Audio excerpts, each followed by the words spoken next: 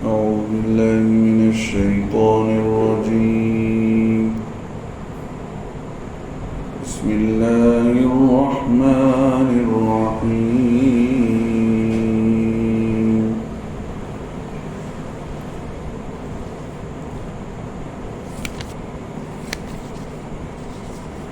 هو الذي أنزل عليك الكتاب منه آيات محكمات هن أم الكتاب وأخر متشابهات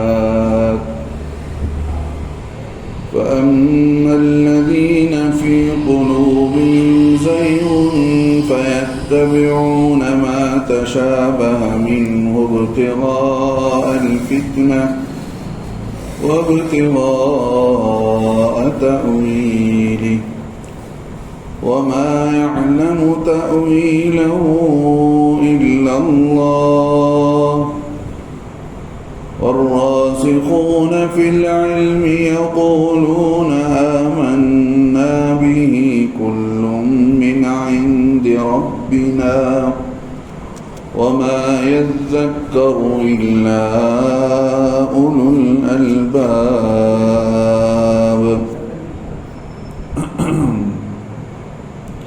ربنا لا تزغ قلوبنا بعد إذ هديتنا وهب لنا من لدنك رحمة إنك أنت الوهاب. ربنا إنك جامع الناس ليوم لا ريب فيه إن الله لا يخلف الميعاد. إن الذين كفروا لن تغني عنهم أموالهم ولا أولادهم من الله شيئا وأولئك هم وقود النار. كدأب آل فرعون والذين من قبلهم كذبوا بآياتنا فأخذهم الله بذنوبهم والله شديد العقاب. قل للذين كفروا ستغلبون وتحشرون إلى جهنم وبئس المهاد. صدق اللہ العظیم. محترم حضرات، یہ آیتیں قرآن پاک کی سورہ آل عمران کی 7 نمبر آیت سے آپ نے 12 نمبر تک کی آیتیں سنی ہیں. پچھلے ہفتے سے سورہ آل عمران شروع ہوا. آل عمران کا معنی ہے عمران کے خاندان والے، عمران کے گھر والے. اس صورت میں اللہ رب العزت نے شروع کی 80 آیتوں میں عیسائیوں کے سوالات کا جوابات کو اللہ نے نازل کیا. اس میں سے آیت نمبر 33 سے 37 تک اللہ رب العزت نے آل عمران کا ذکر کیا. اللہ رب العزت نے اس کو یہاں بیان کیا. اس سورت کا زیادہ تر حصہ اس دور میں نازل ہوا جب مسلمان مکہ مکرمہ سے ہجرت کر کے مدینہ منورہ جا رہے تھے. یہاں بھی مدینہ میں بھی کفار کے ہاں تو ان کو بہت ساری مشکلات کا سامنا ہو رہا تھا. غزوہ بدر پیش آیا، کفار قریش مارے گئے. پھر اس کا بدلہ لینے کے لیے اگلے سال جنگ احد مدینے پر حملہ کیا تو غزوہ احد پیش آیا تھا. تو دونوں غزوات کا ذکر بھی اس صورت کے اندر ہے. غزوہ بدر کا بھی ہے، غزوہ احد کا بھی ہے. اور مدینہ منورہ اور اس کے اطراف میں یہودی قبیلے رہتے تھے، بڑی تعداد میں آباد تھے، لہذا ان سے بھی متعلق مسائل یہاں پر بیان کی گئی ہیں. اور ضمنی طور پر عیسائیوں کا بھی تذکرہ آیا ہے. اصل میں عرب کا ایک علاقہ تھا نجران، وہاں سے کچھ عیسائی آئے، آ کر اللہ کے نبی صلی اللہ علیہ وسلم کے پاس آ کر انہوں نے اللہ کے نبی علیہ السلام سے عیسائیت کے تعلق سے کچھ باتیں پوچھی، تو اللہ رب العزت نے حضرت عیسیٰ علیہ السلام کے تعلق سے جو باتیں ہیں وہ اللہ رب العزت نے اس میں بتایا نازل فرما کر کہ دیکھو حضرت عیسیٰ علیہ السلام پر جو الزام لگایا جاتا ہے ان کا یہ کہنا تھا کہ وہ یا تو خدا ہیں، یا تو عیسیٰ علیہ السلام خدا کے بیٹے ہیں، یا نہیں تو عیسیٰ علیہ السلام تین میں سے ایک ہیں۔ یعنی ہمارے یہاں خدا کا جو تصور ہے وہ تصور تین خداؤں کو ملا کر ایک خدا ہے، یعنی عیسیٰ علیہ السلام کو بھی خدا مانتے تھے اور اللہ کو بھی خدا مانتے تھے، اس کے علاوہ حضرت جبرائیل علیہ السلام کو بھی خدا مانتے تھے۔ پچھلے ہفتے میں نے یہ بات بتائی کہ اس کا ذکر انجیل میں تو نہیں تھا، جو ان کا مذہبی پیشوا تاریخ کی کتابوں میں جس کا نام سینٹ پال کے نام سے جانا جاتا ہے، اس نے یہ تھیوری پیش کی، یہ نظریہ پیش کیا کہ دیکھو چونکہ عیسائی بڑھ رہے ہیں، وہ یہود تھا تو اس نے عیسائیت کو قبول کیا اور سوچا کہ عیسائیت کو کیسے اپنے قابو میں کر لیا جائے، اپنے اندر جذب کر لیا جائے، ابزر کر لیا جائے۔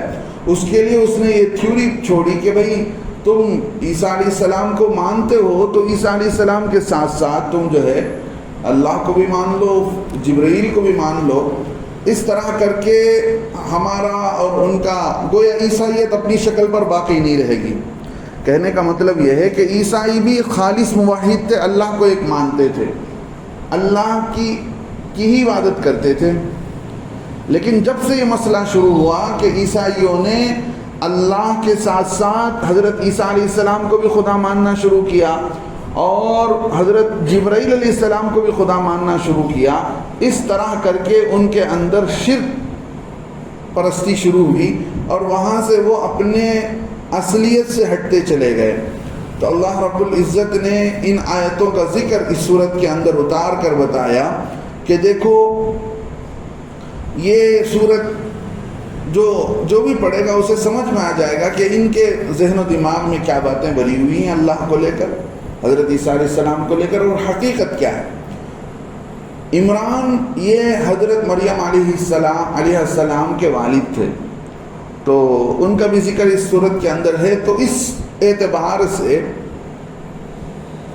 آل عمران کہا گیا کہ چونکہ حضرت عمران علیہ السلام کی بیٹی مریم علیہ السلام اور ان کے بیٹے حضرت عیسیٰ علیہ السلام، گویا آل عمران علیہ السلام کی فیملی کا ذکر ہو رہا ہے۔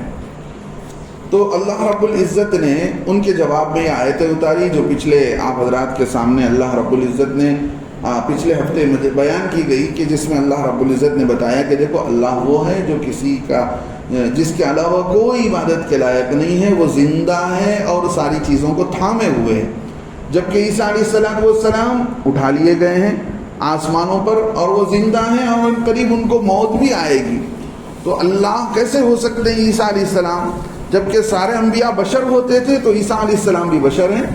اللہ آگے بتایا کہ بھئی ہم نے اے محمد صلی اللہ علیہ وسلم آپ پر یہ قرآن کو جو نازل کیا ہے سچائی کے ساتھ، حق کے ساتھ، جو قرآن کے تصدیق کرتی ہے، سچا ٹھہراتی ہے، اس سے پہلی کی ساری کتابوں کو، جو بھی کتابیں آئیں اور اللہ نے تورات کو، انجیل کو نازل کیا، اس سے پہلے لوگوں کی ہدایت کے لیے، اور اللہ نے فرقان کو نازل کیا، یعنی فرقان ایسی چیز جو حق اور باطل کے بیچ میں فرق کرتی ہے۔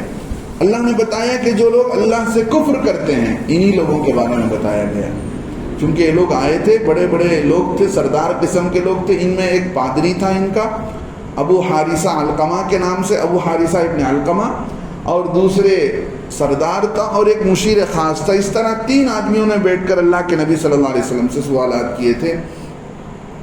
اللہ رب العزت نے ان آیتوں میں جواب دیا کہ دیکھو یہ نہیں مانتے ہیں تو ان کے لیے سخت عذاب ہے، اللہ کی ذات عزیز ہے، ذو انتقام، بدلہ لینے والی ذات اللہ کی ہے۔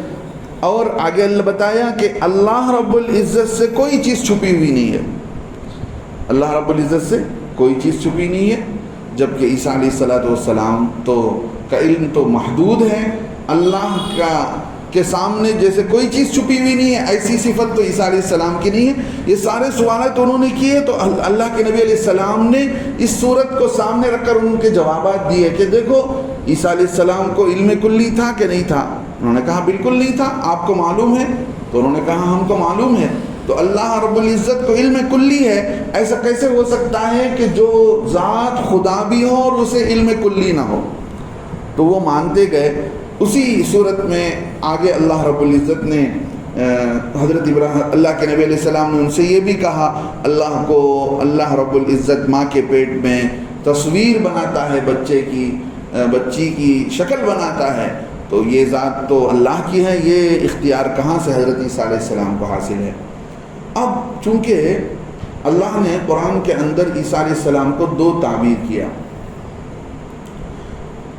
حضرت عیسیٰ علیہ السلام اللہ کے روح ہیں، اللہ کے روح ہیں، اور دوسرا بتایا کہ وَكَلِمَتُهُ، اللہ کے کلمہ ہیں، القاها الی مریم، جس کو اللہ نے ڈالا مریم علیہ السلام کے اندر۔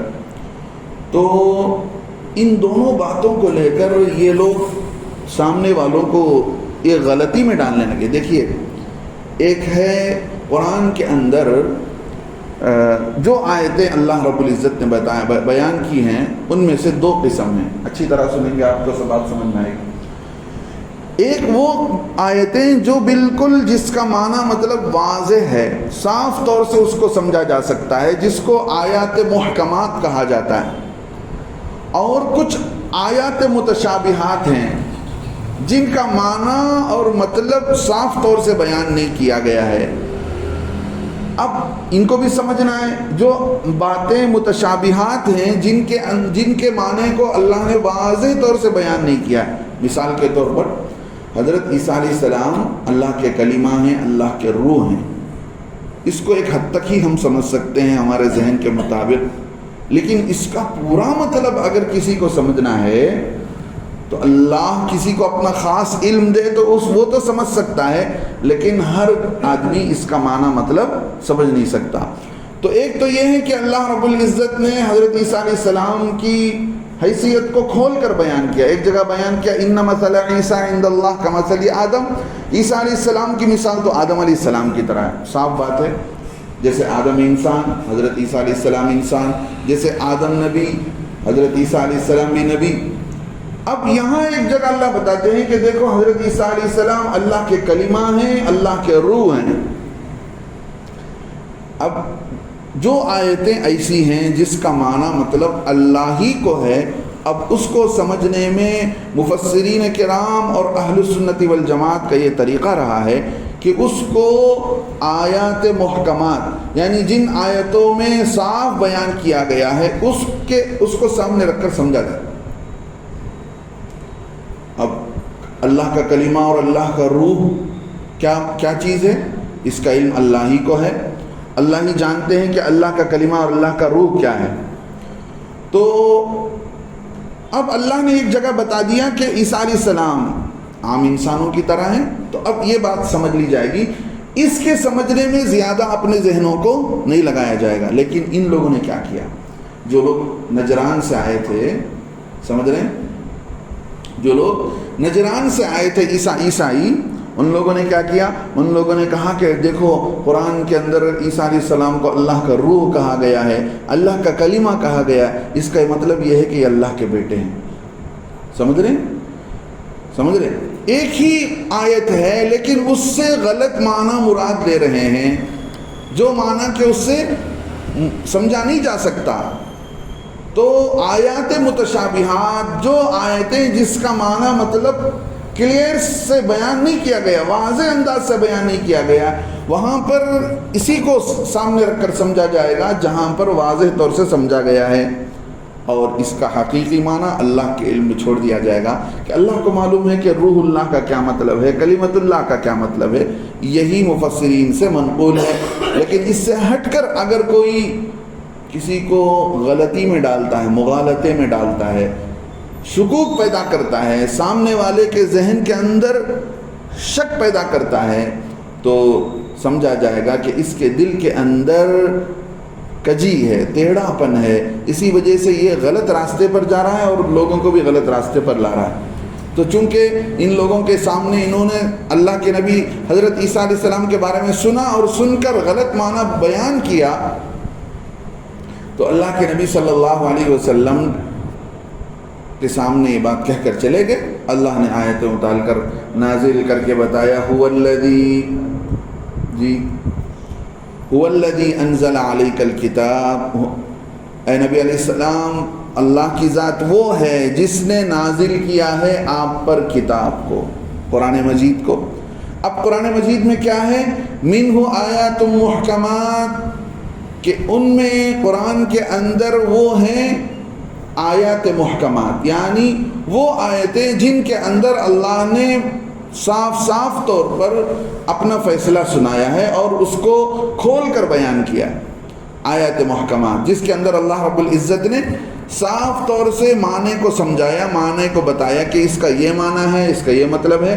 اللہ آگے بتاتے ہیں ہن ام الکتاب، وہی جس کے اندر محکم باتیں بیان کی گئی ہیں وہی ام الکتاب ہے، یعنی وہی قرآن کا اصل ہے۔ سمجھ رہے ہیں آپ؟ نہیں سمجھے؟ قرآن کے اندر زیادہ باتیں وہ ہیں جن کو اللہ نے کھول کر بیان کیا، جس کا معنی مطلب متعین ہے، اس کے اندر معنی مطلب خود ہی سے بتانے کی کوئی ضرورت نہیں ہے۔ کچھ آیتیں ایسی ہیں جن کے معنی مطلب متشابہ ہیں، یعنی جن کے معنی اور مطلب واضح نہیں ہیں، ان کو سمجھنے میں کیا کیا جائے گا؟ جیسے میں نے کہا کہ آیات محکمات کو سامنے رکھ کر جن آیتوں میں وضاحت کے ساتھ بات سمجھائی گئی ہے ان کو سامنے رکھ کر ان کو سمجھا جائے گا۔ تو اللہ بتاتے ہیں وہی اصل کتاب ہیں کہ قرآن کے اندر اصل چیز جو جس کو بتانی تھی وہ بھری ہوئی ہے، جس کے اندر ہم نے قرآن کو کھول کر بیان کیا۔ وَأُخَرُ مُتَشَابِهَاتٌ، اور اللہ نے جن آیتوں کو اتارا ہے ان میں سے دوسری آیات متشابہات ہیں۔ آیات متشابہات جس کا معنی مفہوم غیر واضح ہے، جس کا معنی اور مطلب اللہ ہی کے علم میں ہے۔ سمجھ رہے؟ جس کے معنی مطلب کو اگر ہم جیسے میں نے بتایا عیسیٰ علیہ السلام کی ایک حیثیت اللہ نے بتایا کہ آدم علیہ السلام کی طرح ہے، دوسری حیثیت اللہ بتاتے ہیں کہ وہ اللہ کا کلمہ ہے، اللہ کا جو ہے اللہ کی روح ہے۔ اب اس کی حیثیت، اس کا معنی صاف طور سے اگر ہم سمجھنے میں جائیں گے تو شک میں پڑ جائیں گے، اسی لیے جو بات دوسری آیتوں میں سمجھائی گئی ہے اس کو سامنے رکھ کر سمجھ لیا جائے گا۔ اللہ آگے بتاتے ہیں فَأَمَّا الَّذِينَ فِي قُلُوبِهِمْ، جن لوگوں کے دلوں میں زَيْغٌ کجی ہے، ٹیڑھا پن ہے، فَيَتَّبِعُونَ مَا تَشَابَهَ، تو وہ پیروی کرتے ہیں ان آیتوں کی جو آیتیں کہ متشابہ ہیں، یعنی صاف آیتوں کو چھوڑ دیں گے جن کے اندر صاف اللہ نے حکم نازل کیا ہے، اس میں تو لوگوں کو شک میں نہیں ڈال سکتے ہیں نا، شک میں ڈال سکتے ہیں۔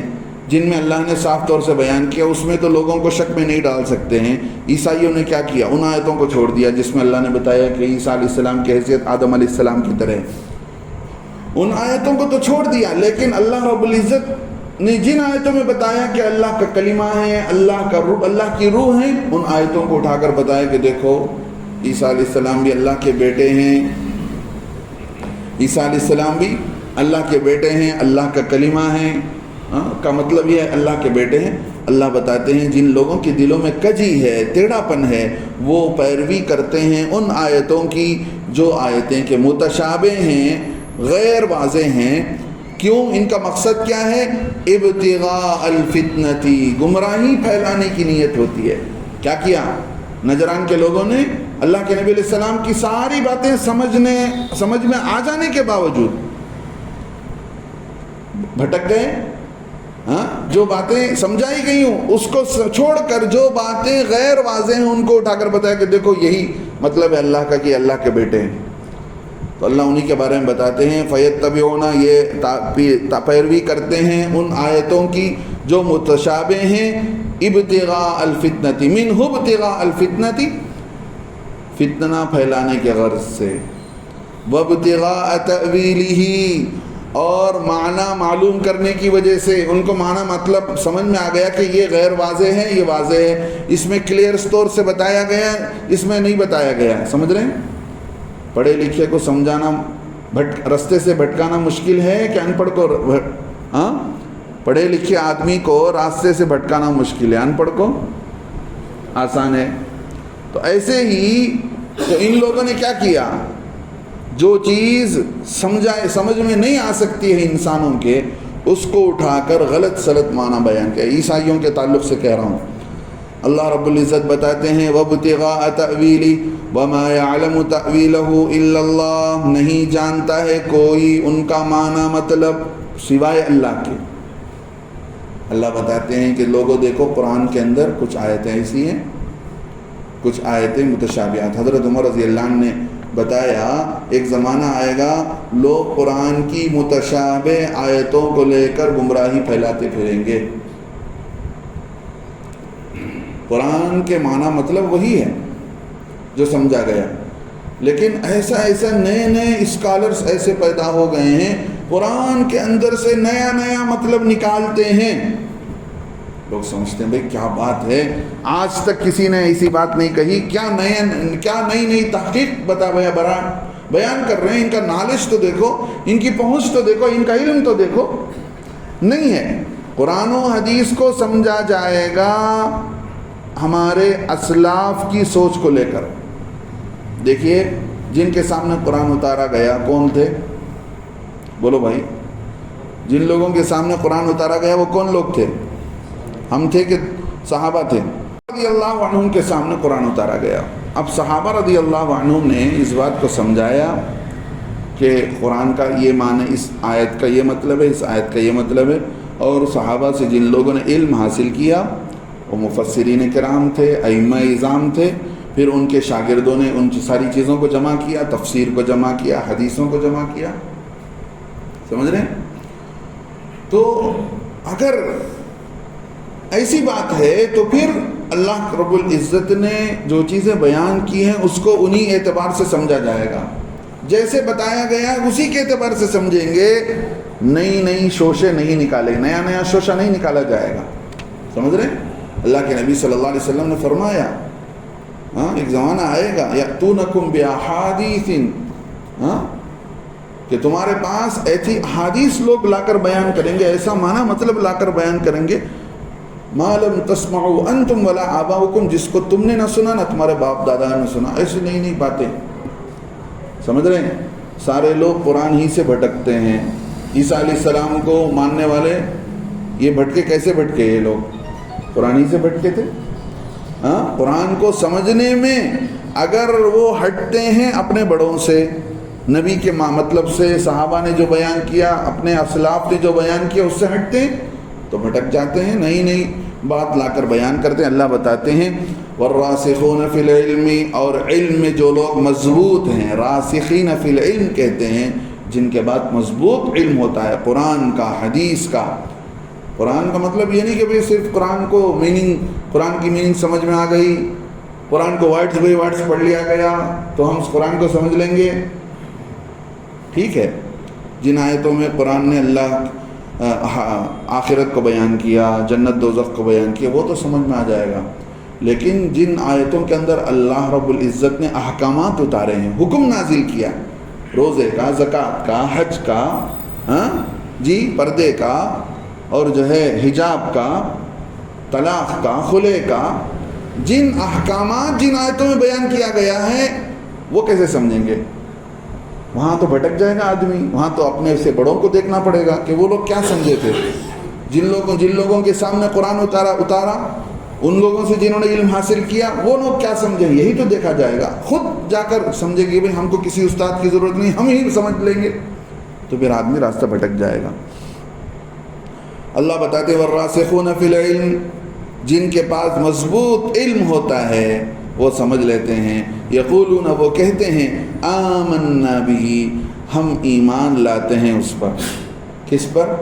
جو آیتیں جن میں اللہ نے صاف طور سے معنی مطلب بیان کیا ہے اس پر بھی ہم ایمان لاتے ہیں. جن آیتوں کا معنی مطلب اللہ نے اپنے خزانے میں چھپا کر رکھا ہے، آیات متشابہات، اس پر بھی ہم اللہ پر علم لاتے ہیں. کل من عند ربنا، چاہے یہ آیتیں ہوں کہ وہ آیتیں ہوں، سارے کا سارا ہمارے اللہ کی جانب سے ہے. جن کے پاس مضبوط علم ہوتا ہے وہ کیا کہتے ہیں؟ ہم سب پر ایمان لاتے ہیں، چاہے یہ آیتیں ہوں وہ آیتیں ہوں. ہمارا تو یہ کہنا ہے کل من عند ربنا، سارے کا سارا اللہ کی طرف سے اترا ہے. سمجھ رہے ہیں؟ تو اللہ پر جن کو یقین کامل ہوتا ہے، جو سیدھے طور سے قرآن کو سمجھنا چاہتے ہیں، اپنے بڑوں کے تابع ہو کر، وہ لوگ یوں کہتے ہیں کہ بھئی دونوں میں تناقض نہیں ہے، دونوں میں کوئی فرق نہیں ہے. سمجھ رہے ہیں؟ عیسیٰ علیہ السلام کو جہاں یہ بتایا گیا کہ وہ آدم علیہ السلام کی طرح ہیں، اور عیسیٰ علیہ السلام کو جہاں یہ بتایا گیا کہ وہ اللہ کے روح ہیں اور اللہ کے کلمہ ہیں، جن کے پاس مضبوط علم ہوتا ہے، جو قرآن و حدیث کے اندر معنی مطلب کے ڈیپ سے سمجھتے ہیں، گہرائی کے ساتھ سمجھتے ہیں، وہ سمجھتے ہیں کہ بھئی دونوں میں کوئی فرق نہیں ہے. لیکن راستے سے بھٹکانے والا، گمراہ کرنے والا کیا کرے گا؟ آدمی کو بھٹکائے گا، راستے سے ہٹائے گا.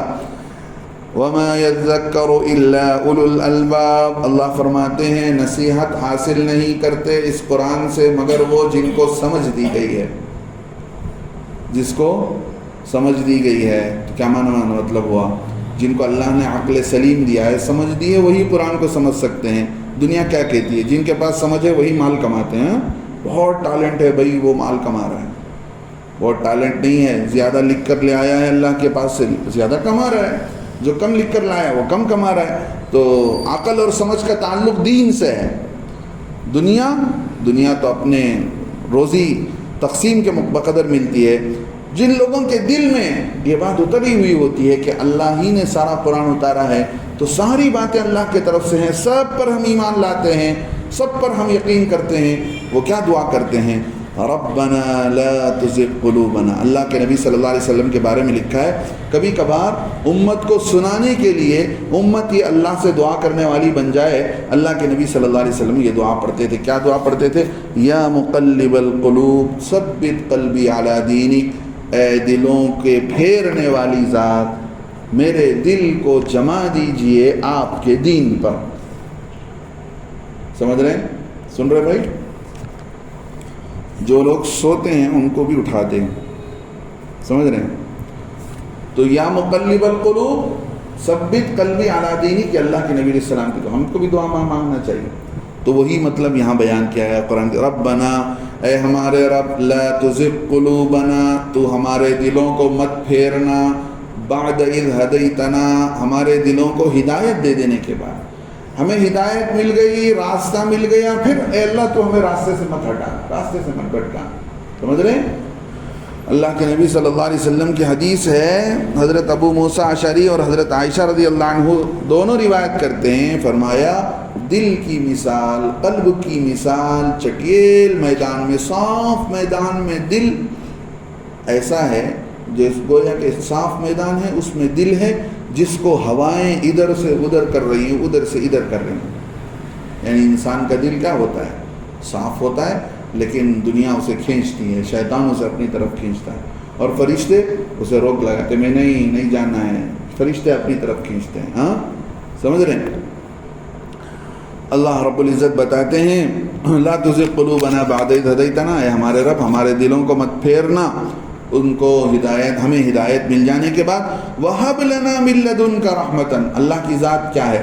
ایک ذات اللہ کے ناموں میں سے ایک نام وہاب ہے، عطا کرنے والا، دینے والا. وَهَبْ لَنَا، اور ہمیں دے دیجئے، عطا کیجئے، مِن لَّدُنْكَ رَحْمَةً، آپ کے جانب سے رحمتوں کو، آپ کی جانب سے ہمیں رحمت نازل کیجئے، رحمت دیجئے ہم کو. ہاں اللہ کی رحمت عام ہے، اللہ کی رحمت جو ہے بہت بڑی چیز ہے، اللہ سے مانگتے رہنا چاہیے. انک انت الوہاب، اس لیے کہ آپ کی ذات ہی وہاب ہے. سمجھ رہے ہیں؟ جب اللہ ہی وہاب ہے تو دنیا میں لوگ کیوں وہاب بلاتے ہیں؟ ہاں عبد الرزاق ہے تو لوگ رزاق بھائی بلاتے ہیں. وہاب، عبد الوہاب ہے تو نام کیا بلاتے ہیں؟ وہاب بلاتے ہیں. عبد الشکور ہے تو شکور بھائی بلاتے ہیں. بہت غلط بات ہے. اللہ کا نام ہے تو اللہ کے نام سے اللہ ہی کو پکاریں گے، انسانوں کو نہیں پکاریں گے. تو اللہ کے نام سے اگر انسان کا نام جڑتا ہے تو وہاں پر عبدیت جوڑی جائے گی. عبد الوہاب. ہاں سمجھ رہے ہیں؟ اب جن لوگوں کو اللہ ہدایت دیتے ہیں وہ یہی دعا کرتے ہیں اللہ سے، ربنا اے ہمارے رب انک جامع الناس. ہاں یہاں رک کر ایک بات سمجھاتا ہوں. آیات متشابہات، جن آیتوں کا معنی مطلب سمجھے نہیں آتا. حضرت عمر رضی اللہ عنہ کا زمانہ تھا، ایک آدمی آیا، آ کر پوچھنے لگا قرآن مخلوق ہے کہ قرآن غیر مخلوق ہے؟ اس سے پہلے میں نے بتایا قرآن مخلوق ہے کہ قرآن غیر مخلوق ہے. نہ قرآن مخلوق ہے نہ غیر مخلوق. قرآن تو غیر مخلوق یعنی اللہ کے طرف سے پیدا کی ہوئی چیز نہیں ہے.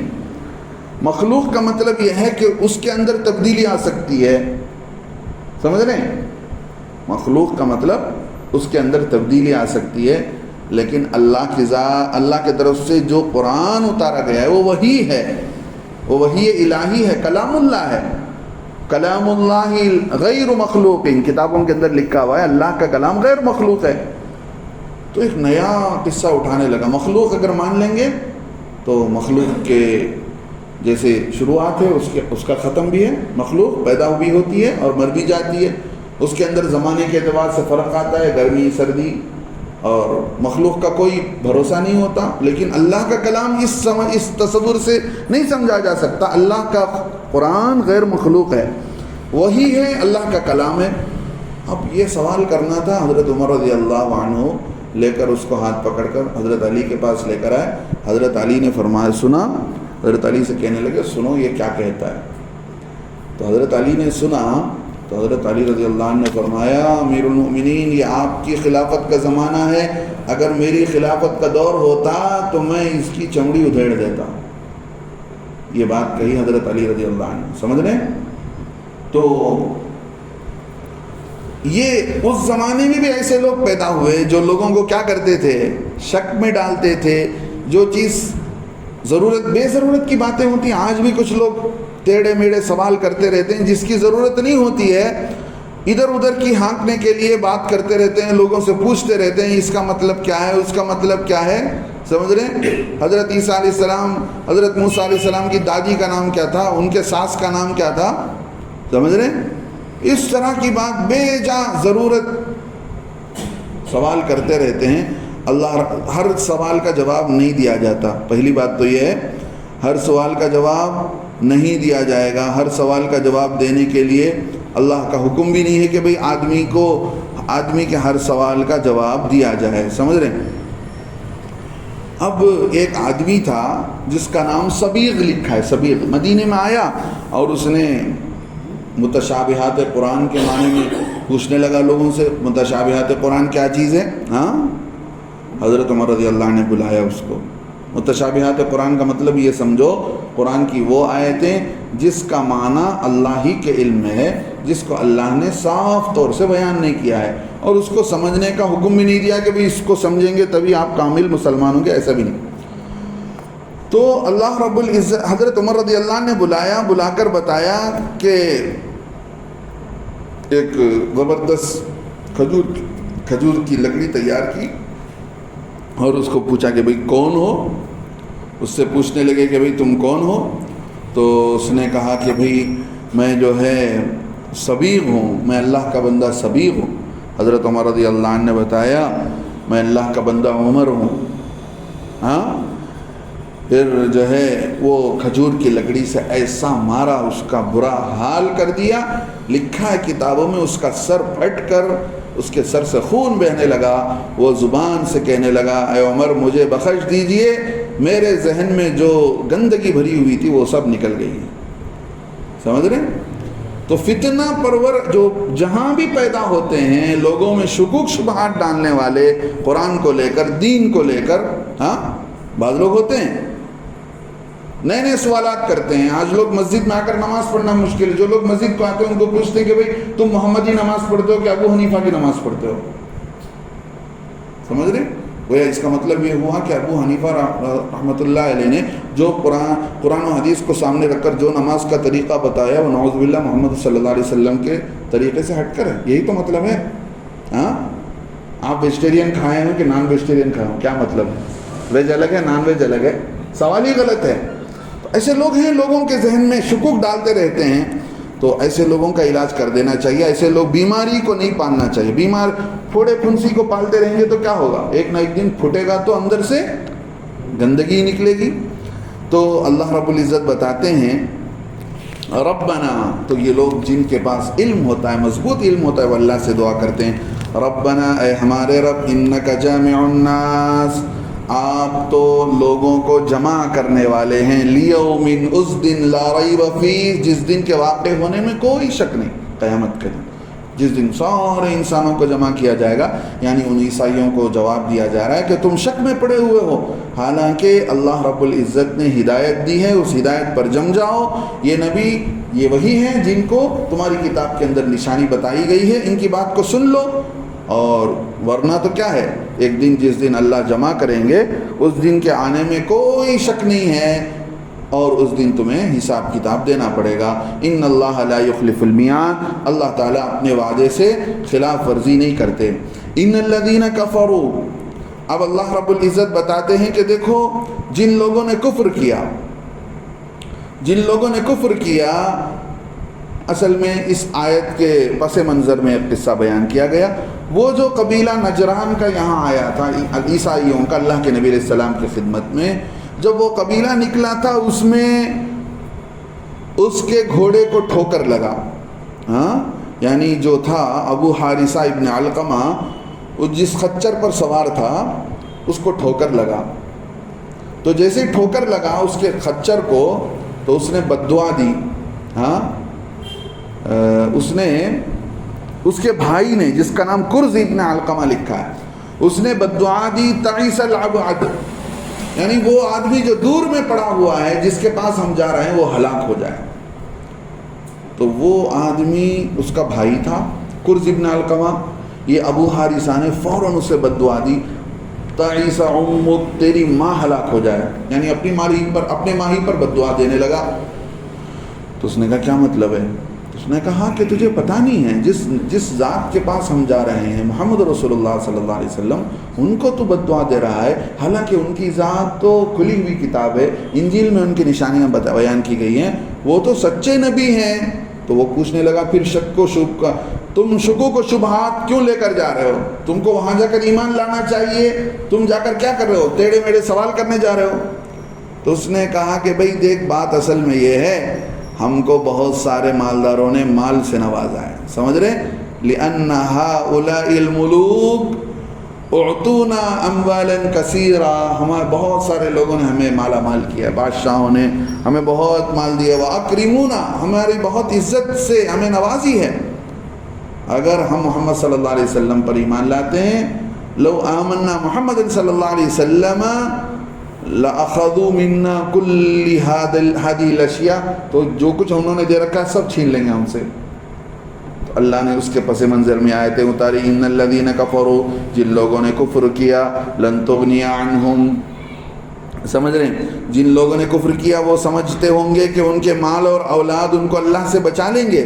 لن تغنی عنہم، ان کے کچھ کام نہیں آئیں گے، اموالہم، نہ ان کے مال، ولا اولادہم، نہ ان کے اولادیں. اللہ کے عذاب سے ایمان کافروں کو ان کے مال بھی بچا نہیں سکتے، نہ ان کی اولادیں بچا سکتی ہیں. وَأُولَئِكَ هُمْ وَقُودُ النَّارِ، اور وہی لوگ دوزخ کے ایندھن ہوں گے، یعنی ان کو ڈالا جائے گا جس سے دوزخ بھڑک اٹھے گی اور جہنم کی آگ بھڑکے گی. اللہ فرماتے ہیں کَدَأْبِ آلِ فرعون، ان لوگوں کا حال فرعون کے خاندان کی طرح کا حال ہے. جیسے کہ فرعون کا خاندان تھا، فرعون کا قبیلہ تھا، ان کا بھی وہی حال ہوا، سمجھ رہے؟ جیسے کہ قصہ ہوا، حال ہوا فرعون کے خاندان کا، کیا ہوا تھا؟ والذین من قبلہم، اور ان سے پہلے، فرعون سے پہلے جو کافر آئے تھے ان لوگوں کا بھی، کذبوا بآیاتنا، انہوں نے ہماری آیتوں کو جھٹلایا، فأخذہم اللہ بذنوبہم، اللہ نے ان کے کرتوت پر ان کی پکڑ کی، ان کے گناہوں پر ان کی پکڑ کی. واللہ شدید العقاب، اللہ رب العزت جو ہے سخت عذاب دینے والے ہیں، اللہ کا عذاب بڑا سخت ہے. لوگوں کو بتایا جا رہا ہے کہ دیکھو اس کو معمولی مت سمجھو، ہلکے میں مت سمجھو، یعنی ایک وقت آئے گا اللہ رب العزت، سمجھ رہے ہیں. پھر یہ بتایا جا رہا ہے اے نبی صلی اللہ علیہ وسلم آپ کہہ دیجئے واللہ شدید العقاب، اللہ رب العزت جو ہے بڑی سخت سزا دینے والے ہیں۔ اب چونکہ اللہ کے نبی صلی اللہ علیہ وسلم ہجرت کر کے مدینے کو آ گئے تھے، مدینے کے یہودیوں نے دیکھا کہ بدر میں جو ہے یہ لوگ سب جیت گئے ہیں، جنگ جیت گئے ہیں، کچھ لوگ تیار ہو گئے، بھئی دیکھو یہ آخری نبی ہیں، سچے نبی ہیں، اسی لیے ان کی مدد کی گئی ہے۔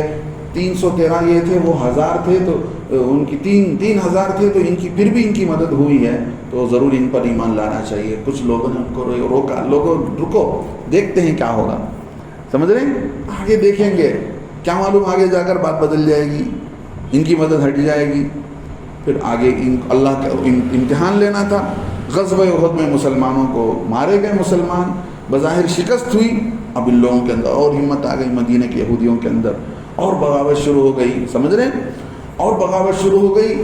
آخری زمانے میں وہاں جا کر یہودیوں سے، وہاں ملے مکے کے کفار سے مل کر اللہ کے نبی صلی اللہ علیہ وسلم پر جنگ کرنے کی کوشش کی، اللہ رب العزت نے اس کو ناکام کیا۔ اس واقعے کی طرف اللہ رب العزت نے یہاں اشارہ کیا کہ دیکھو اللہ رب العزت جو ہے جیسے مسلمانوں کو کامیاب کرتے ہیں، اور جو ہے کبھی اللہ رب العزت مسلمانوں کا امتحان لیتے ہیں، لیکن تمہارا حال کیا ہونے والا ہے؟ قل، اے نبی صلی اللہ علیہ وسلم کہہ دیجئے، للذین کفروا، جن لوگوں نے کفر کیا، مراد یہاں یہودی لوگ، 3 قبیلے رہتے تھے مدینے میں، تینوں کا برا حال ہوا، سمجھ رہے ہیں، تینوں کا برا حال ہوا۔ اللہ کے نبی صلی اللہ علیہ وسلم کے ساتھ کچھ عہد پیمانہ لکھا گیا تھا، عہد و پیمان ہوا تھا، ہاں اگریمنٹ طے ہوا تھا، اس کو انہوں نے توڑا، قبیلے بنو نذیر نے، سمجھ رہے ہیں۔ تو انہی کے ہاتھوں کعب بن اشرف جو یہودی تھا، اس کے ہاتھوں جو ہے یہ کعب بن اشرف جا کر 60 سواروں کی جماعت لے جا کر مکے کے ابو سفیان سے لڑائی کی پوری پلاننگ کی تھی، لہذا یہ لوگ جو ہے اللہ رب العزت نے ان کو مٹایا۔ بنو قریظہ جو ہے یہودیوں کے ہاتھ سے ہی تلوار سے مار دیے گئے، اور بنو نذیر کو اللہ نے وطن سے نکال دیا، باہر جلا وطن کیے گئے، اور نجران کے جو عیسائی جو اللہ کے نبی صلی اللہ علیہ وسلم پر حجت بازی کر رہے تھے، ایمان قبول نہیں کیے، ان کو بھی ذلیل ہو کر جزیہ دے کر جو ہے رہنا پڑا، اور اللہ نے بتا دیا اللہ رب العزت کیسے انجام کرتے ہیں، تو ان کی طرف اشارہ ہے۔ قل، اے نبی صلی اللہ علیہ وسلم کہہ دیجئے، للذین کفروا، ان لوگوں سے جنہوں نے کفر کیا، ستغلبون، تم عن قریب مغلوب ہو جاؤ گے، ہار جاؤ گے، وتحشرون، اور تمہیں جہاں جمع کیا جائے گا، الی جہنم، جہنم پر، جہنم تم، ہاں جہنم پر تم کو جمع کیا جائے گا روز قیامت میں، وبئس المہاد، اور کیا ہی برا ٹھکانہ جہنم ہے۔ اللہ سے دعا ہے اللہ رب العزت ہمیں اپنے عذاب سے حفاظت فرمائے، اور اپنی رحمتیں، اپنی ہدایت سے ہمیں مالا مال فرمائے۔ یہ قرآنی آیتیں جو ہر ایمان والوں کے دل کے اندر جو ہے دلوں پر ایسا کام کرتی ہیں، یہ قرآنی باتیں جیسے سوکھی زمین پر بارش کا اثر ہوتا ہے، قرآنی آیتوں کا، قرآن کی باتوں کا ایسا اثر ہوتا ہے۔